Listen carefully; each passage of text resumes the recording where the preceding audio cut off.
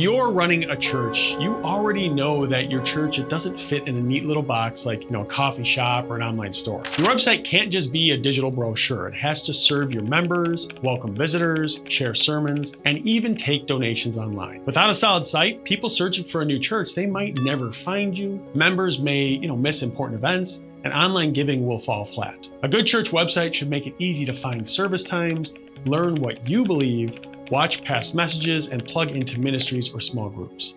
Now stick with me, because by the end of this video, you'll know exactly which website builder is best for your church. And if you click away early, there's a good chance that you'll end up wasting money, losing visitors, and staying stuck with a site that doesn't reflect your ministry at all. So church websites, they are different because you're not just selling a product, right? You're building a community and communicating a mission. Your site has to speak to brand new visitors, longtime members, and even people who are, just curious about faith. You're juggling sermons, events, kids ministry, youth ministry, volunteer signups, prayer requests, and online giving, often with a tiny team or just a few volunteers. That means you need a builder that's simple to manage, but powerful enough to handle all of that without turning into a tech headache. Now, before we move forward, I have to say, if you're like me and you just don't have the time to research dozens of website builders and you just want the best option for roughly 99% of churches, go ahead and click this link right up here to try it for free with the absolute best pricing offer that I could find if you decide to upgrade in the future.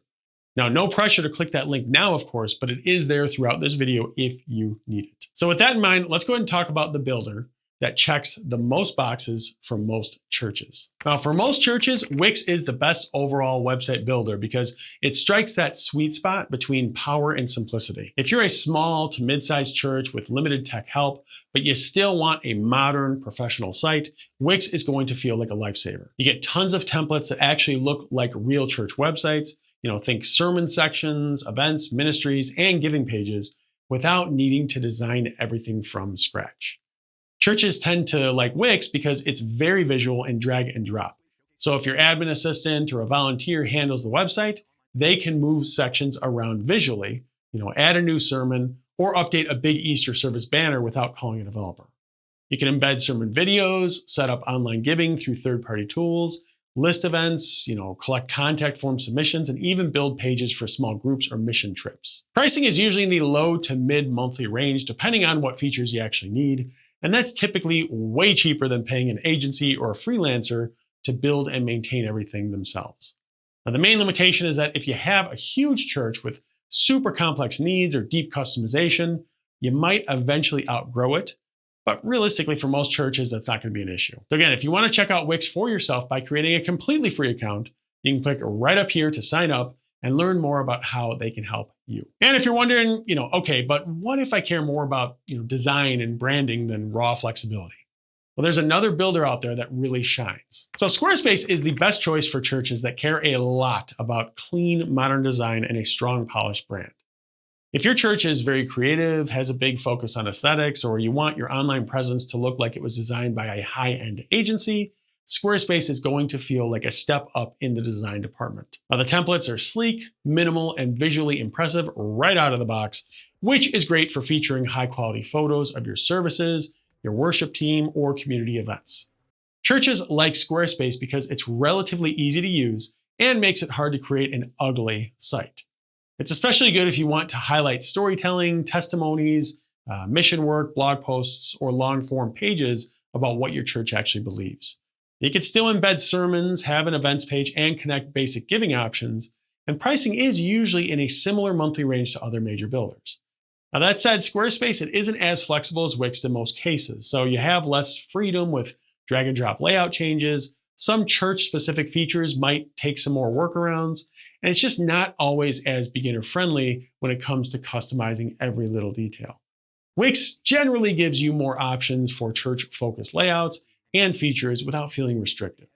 Now, if you want to check out Squarespace for yourself, there is a link in the description below, which will lead you to a special limited time offer that they're running right now for new customers. But if you're thinking, I'd love a solid site and I'm also really watching my budget, there's actually another platform that can fit that bill even better. Hostinger is the best fit for churches that really want more control and potentially lower long-term costs, especially if you're willing to be a little bit more hands-on and you have someone that's somewhat techy in the congregation. So Hostinger is a hosting provider that can power websites built with tools like WordPress, which means you'll have access to a huge ecosystem of church themes and plugins that are built specifically for ministries.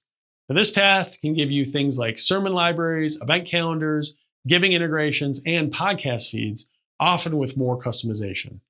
Now, churches like Hostinger because the monthly hosting costs can really be more affordable, especially compared to paying for a high-tier plan on some of the builders out there. Now, you can start small and grow as your church grows, and you're not locked into one visual editor either.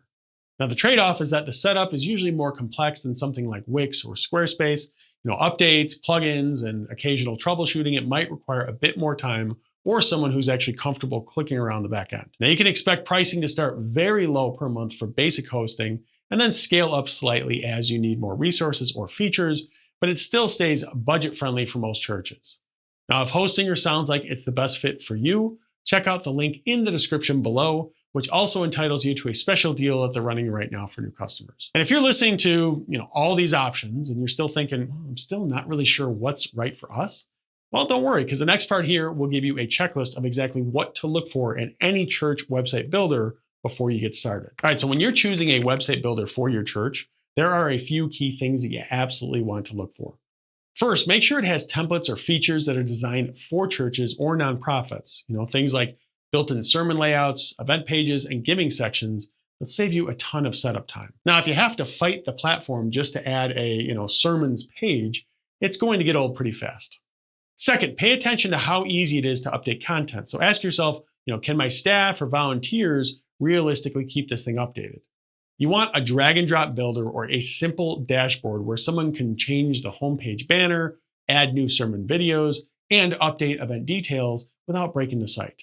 If only one tech-savvy person knows how to use it, your site will go stale. Third, look at donation and integration options. So your builder should either support online giving directly or work nicely with a giving platform that you already use.